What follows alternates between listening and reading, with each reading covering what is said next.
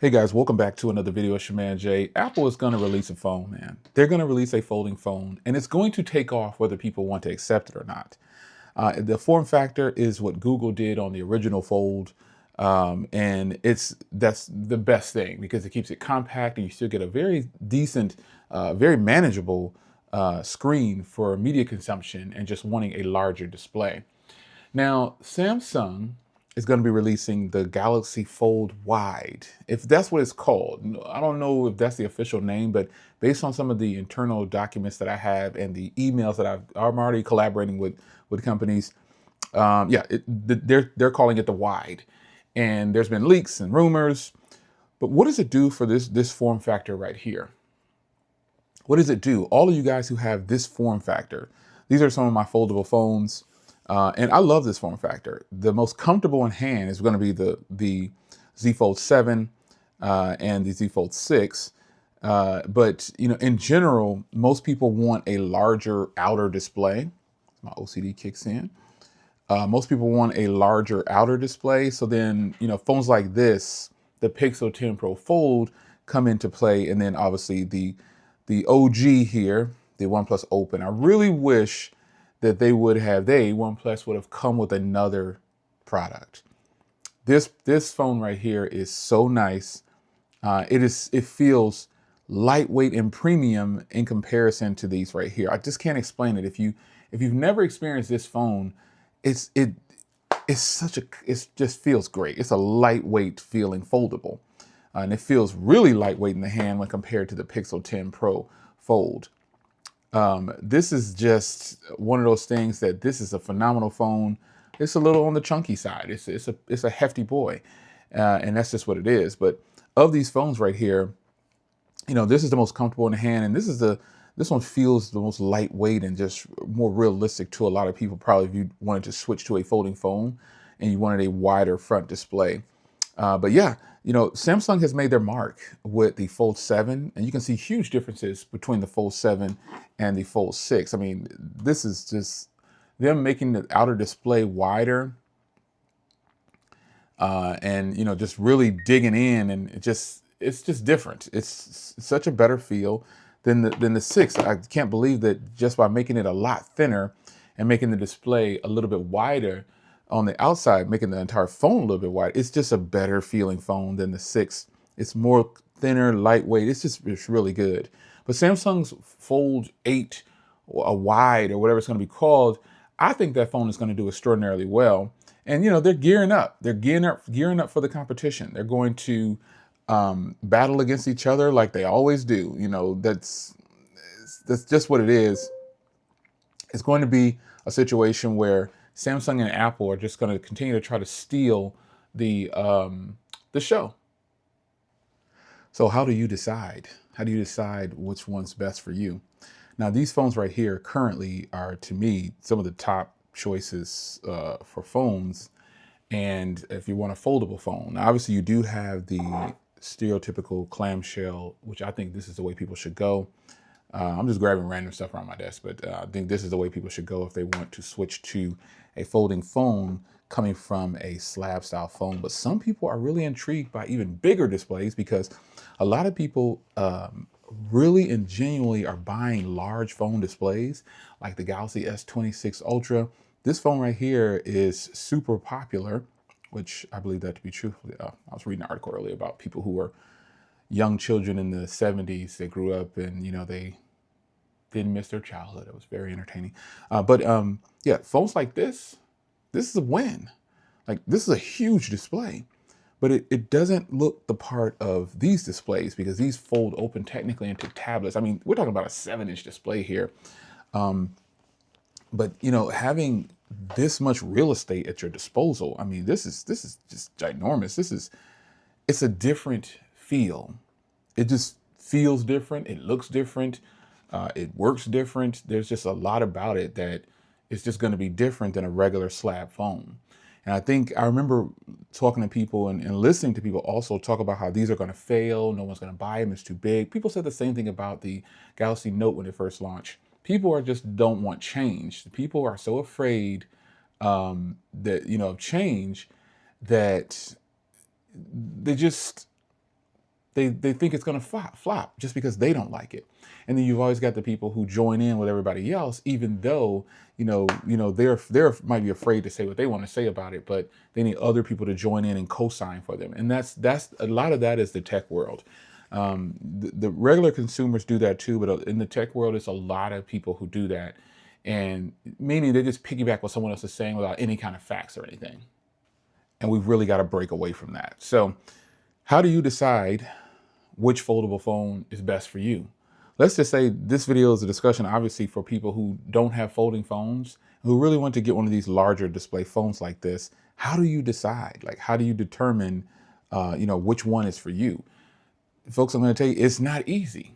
It's going to take some time to settle in and figure out the folding phone for you. So you're going to have to take a risk.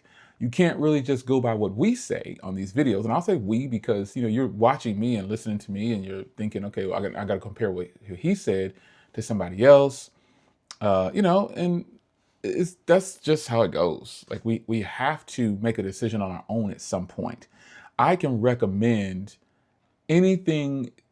I can recommend any and everything, but you don't have to take my advice. You're going to have to, at some point, jump out there and take your own risks. You can't just take what someone else says and says, oh, it's great, yada, yada, yada. This is how people shop now as well.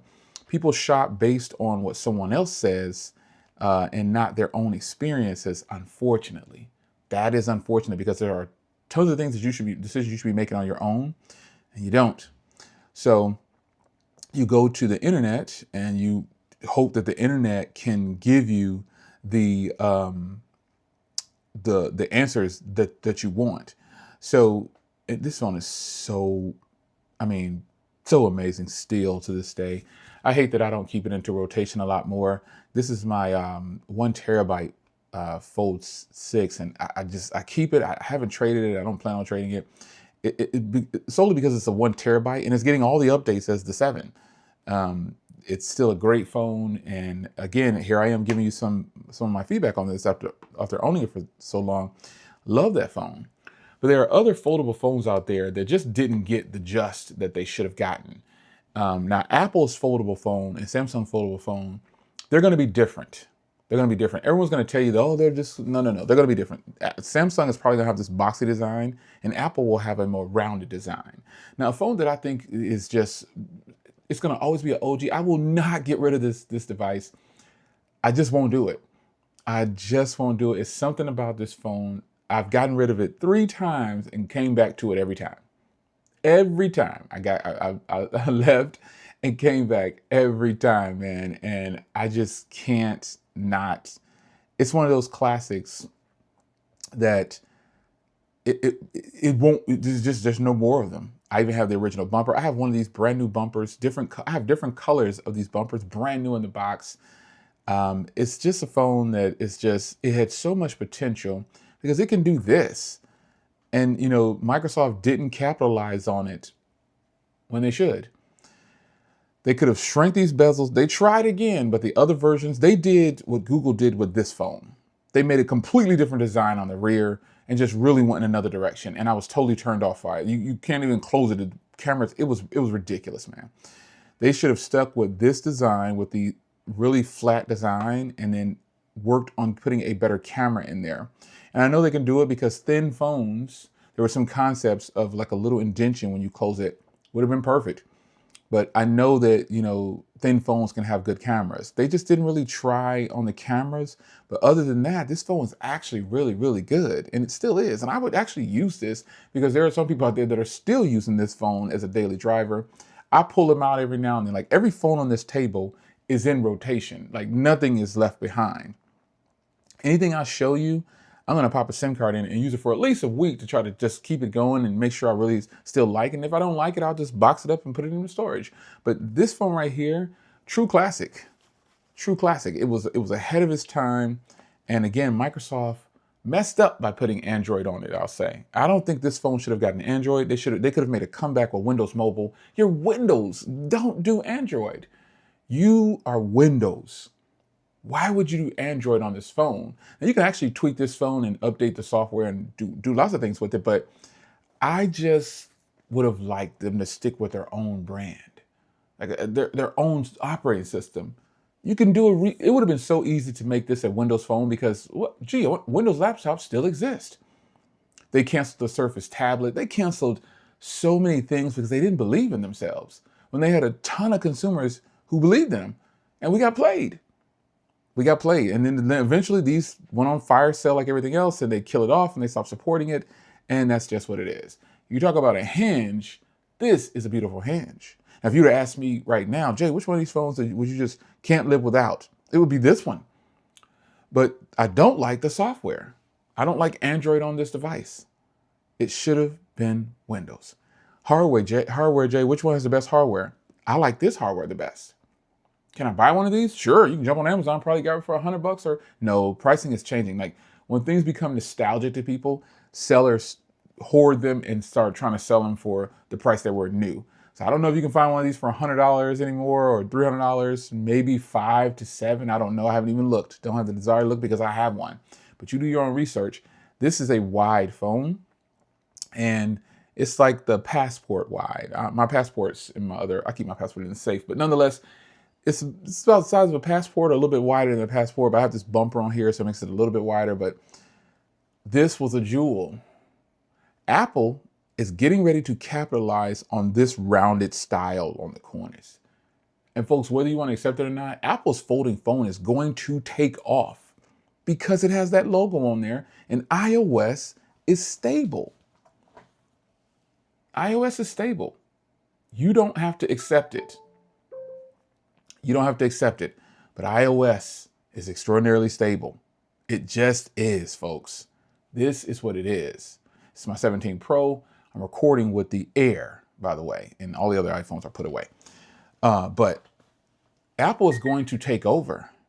They get ready to shoot it out there, and people are going to buy it. Simply put, they're going to buy it, and there's nothing you can do to stop it.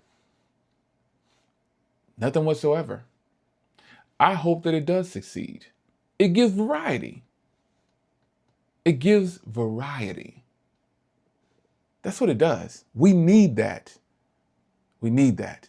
We need variety. So when Apple brings out their folding phone and Samsung brings out their folding phone, both wide, which one are you going with? It's your man Jay. Hope you guys enjoyed. I'll see you in the next one. Take care.